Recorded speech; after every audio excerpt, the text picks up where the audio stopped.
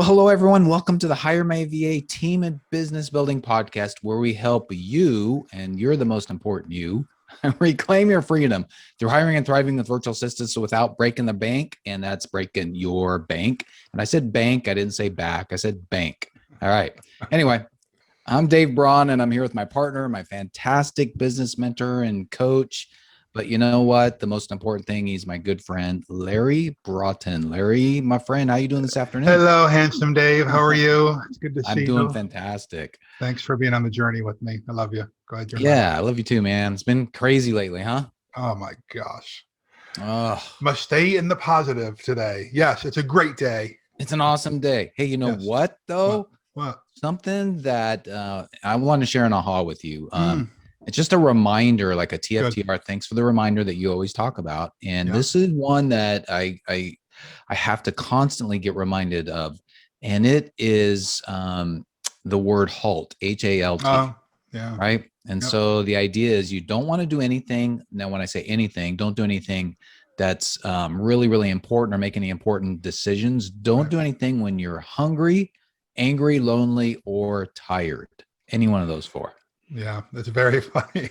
So I can't take credit for that. You know, I think a lot of people, if they've been in the recovery community, wink, wink, you've probably heard this before, right? Anything from driving down the 405 freeway or making decisions about, leaving a relationship or, making a business decision. Think about when you're on edge, when you're hungry. Some people call it hangry, right? It's, I did a social media post, a video the other day about this, about making decisions during times of high emotion is like going shopping when you're famished. You don't make the best decisions, right? When you're hungry, angry, lonely, or tired, right? Yeah. Old high school classmate of mine responded on social media when she saw this video. And she said that, even raising her children, she tried to enforce that whole delaying big decisions for 24 hours. If you can do that, right? It's a great way, I think, to teach, is the right word? Inculcate that into people's lives and being when you start it with your children at a young age. Hey, does this decision need to be made right now? Can we delay it? Can we get more information? Now, as a leader, sometimes we know, Dave, right? We have to make the split second decisions, right? But I don't think that's what you're talking about. You're talking about those decisions that can be delayed. That doesn't mean procrastinate, but make sure you're in the right mind and headspace to make the decision. Yeah. And then especially if you're going to send some important communication to a client, you have to do it through email, or if you're going to leave a voice message or text. Yeah. And don't text when you're angry, or don't text when you're just like exhausted. Get it to where you are able to rationally think through and read it a couple times if it's going to be important. Yeah. Yeah, that's a good one, because a lot of us get trapped in that today, right? Texting when you're angry. That's right. Or not having all the information, right? We get reactive. That's right. Yeah. Social media is all full of that. So is the news media these days. Yes, exactly. Yeah. Well, let's get into our question. All right. So here's the question. What are the best ways to show appreciation, or some of the best ways to show appreciation to our team members? Oh, okay. That's a good question. It's very interesting, Dave. Lots of books have been written about this topic, about rewarding your team member, showing them that you love them, that kind of thing. Yeah. So that's an easy Google search or Amazon search. But for me, we can bounce these ideas off of each other, just have a conversation. I'm always concerned when a business owner or a leader tries to make the work environment a game, Oh yeah. The whole gamification of work. I'm not sure yet that I'm a fan of that. Getting the trinkets and getting the swag and all that kind of stuff, because that works for some people, but it certainly doesn't work for a lot of people. In fact, some people are offended. What, you're going to take my efforts, and if I produce all this effort and energy for you, I might get a branded tumbler? Really? We have to be careful with this, is my saying. And so I guess the first one I would throw out there, Dave, is to understand what you and I quickly call the love languages, right? on how do people receive information. This is based on a book by Gary Chapman called The 5 Love Languages. Mm-hmm. And then he, several years ago, reworked it a little bit and called it the 5 Appreciation Languages, I think is what it's called. Uh-huh. And so the idea is that we tend to give love the way we receive it. Right. That's the natural for us. That's what's natural for us. But if you don't know who the key people in your life, how they receive love or they receive information, it can backfire for you. And I had it backfire for me in a pretty public way several years ago when I thought I was doing a team member a solid. She worked in the accounting department at one of our properties. And during a state of the company address, I publicly praised her, thinking, well, wouldn't it be great if she got the surprise recognition? And she absolutely shut down and felt embarrassed, and she didn't want the public attention. It turns out she is a painfully shy introvert and didn't want the spotlight at all. For me, I would have loved that, right? Yeah. So, you know me, I'm a words of affirmation person. Right. So it was a big mistake. And it took easily a couple of weeks for her to understand. It wasn't that I was trying to hurt her, harm her, shame her, call attention to her unduly, but I wanted her to see that it was a level of appreciation that I had for her. So it's a quick read. Crying out loud, Dave, I think if somebody just went to the 5 Love Languages website, you could cruise that and pretty quickly pick up on what how the 5 love languages might work in the workplace. Yeah. And I wrote down, we need to do a separate podcast on that and talk about that and some practical ways to express those languages in the workplace, right? Sure. As well as inappropriate. So I wrote that down because we could spend, a lot of time on it. Yeah, right. Yeah, that's for sure. Yeah. But that's so important. I remember a time when, when I worked in the corporate environment years ago when, they gave you gifts for 5-year anniversary, 10-year and all that kind of stuff. And it was nice and everything, but that's not motivating. Hopefully the motivation comes internally for folks, right? So we're talking about appreciation and not helping motivate them. Yeah. Yeah, that's right. Well, oftentimes, I don't know, I guess like the watch on retirement and the 5, 15, 20-year rewards is different. I think we need to look at like, what are we really trying to accomplish here? Are we saying thank you for your efforts? Or are we trying to encourage them, inspire them for future productivity? That's right. There's a bit of a difference. It is a difference. Right? There is a difference. So I think that if we just focus on, because the question is, how do we show people appreciation? Right? That's just like, hey, Dave, I appreciate that you're in my life. I'm grateful that we're on this journey together. And I'm not expecting anything out of it that to let the person know that they're making a positive impact in your life and to the well-being of the organization. Yeah. And one of the other things along with that is if you're going to appreciate somebody, don't just do it because, an alarm went off on my phone once a month. Oh, I need to appreciate somebody, right? Do it sincerely because people can see or feel insincerity, and that can actually almost be worse, right? Yeah, absolutely. But I think all of this, Dave, comes down to if you're going to do it effectively and sincerely, you need to know your team members. This is why I'm concerned about the gamification approach, because it seems like in some ways please don't take this the wrong way for those who are doing it. But it's almost like the only way I can think about this is the lazy way. Hey, I've got my appreciation program, the one size fits all for everybody, but it might not fit everybody, which means you need to actually have a conversation with anyone who's in your charge. Mm-hmm.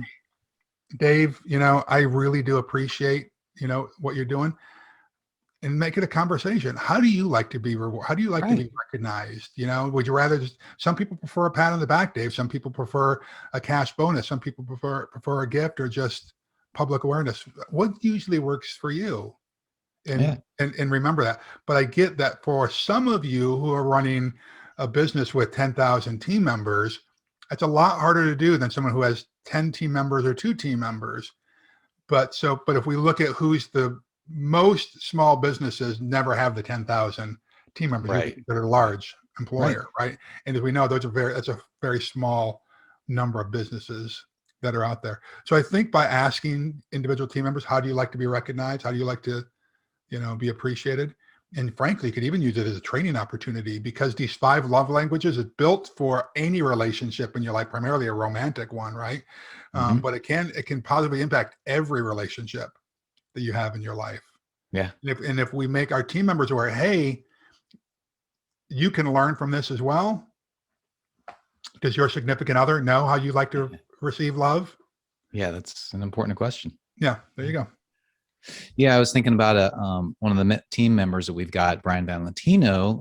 Hello, Brian, if you're listening to this. Hello, make Brian. sure you give us a thumbs up. But it's a great reminder for everybody. Yeah, and comment, like, subscribe. Yeah.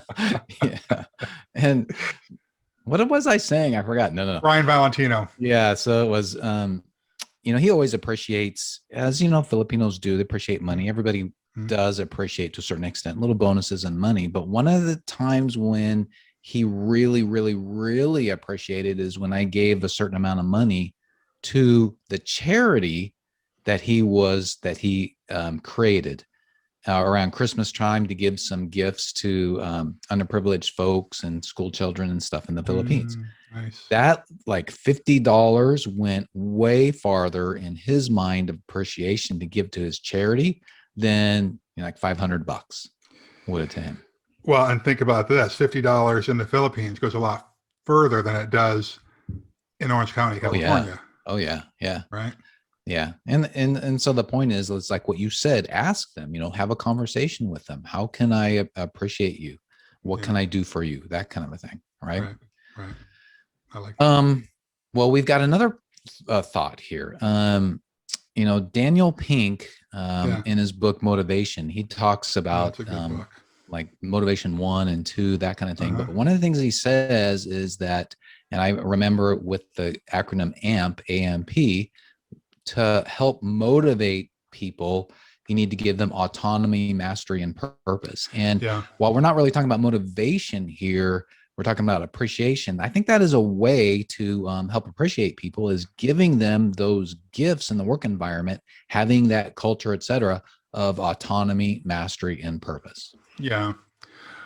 Well, both of those kind of open up, I think that's a really good way to put it. Both of those open up other ideas that kind of pop into my mind here. And that's this: on the appreciation side, keeping in mind that some people just feel like they're getting burned out and they're not appreciated in the work environment. And oftentimes they're just not given a real choice in what they're working on and a real voice in the direction of their role in the organization, or the role or the direction of the company. Now, granted, if you're listening to this, you're probably a significant leader or business owner in your organization. And so, I will say this: no person survives if they're an island. We really should try to get feedback from our team members. But oftentimes team members grow, or once they're in a role, they realize, I sure would like to be exposed to a different project or a different role in the organization.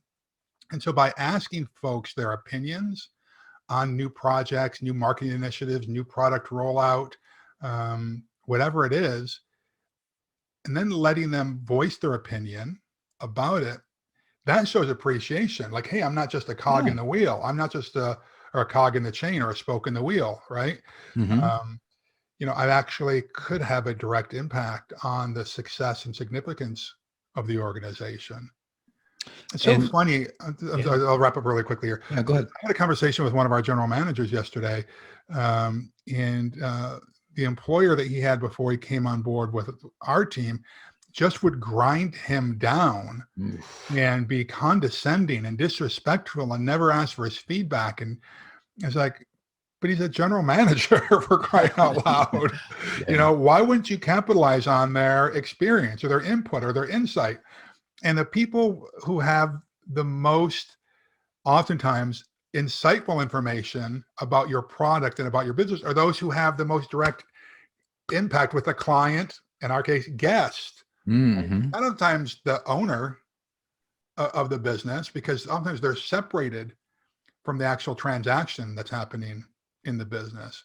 So it surprised me.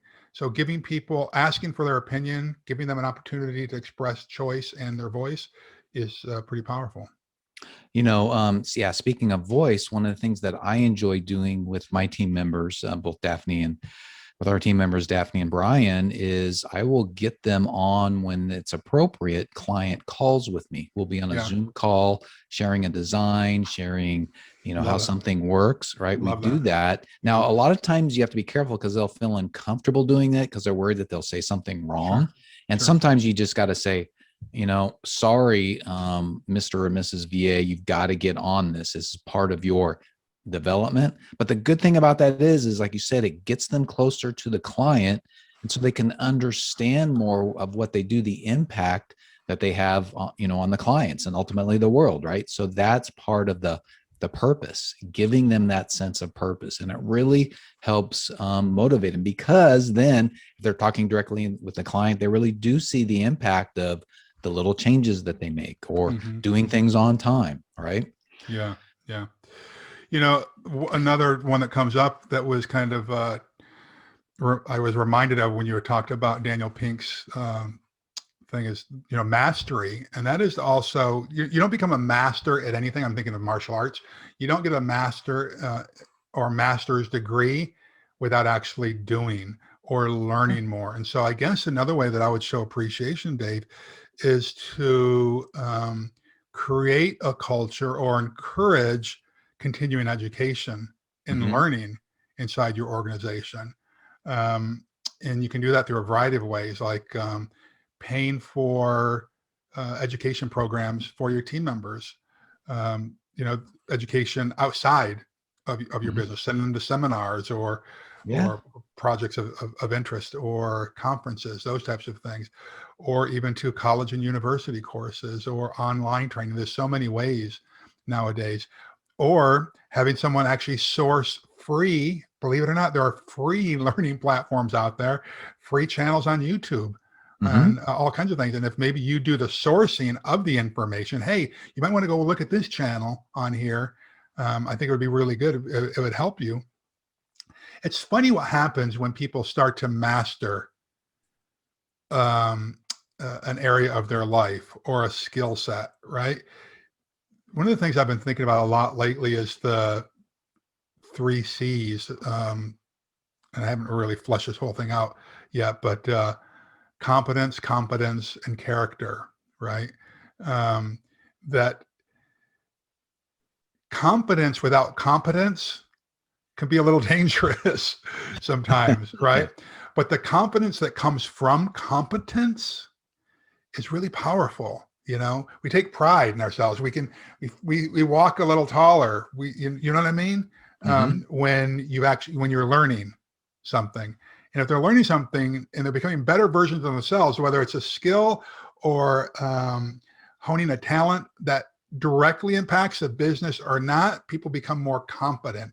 Yeah. It impacts every area of their life, right? Yeah, absolutely. So I would say you could really help people recognize that you appreciate them by encouraging more education or creating a culture of learning.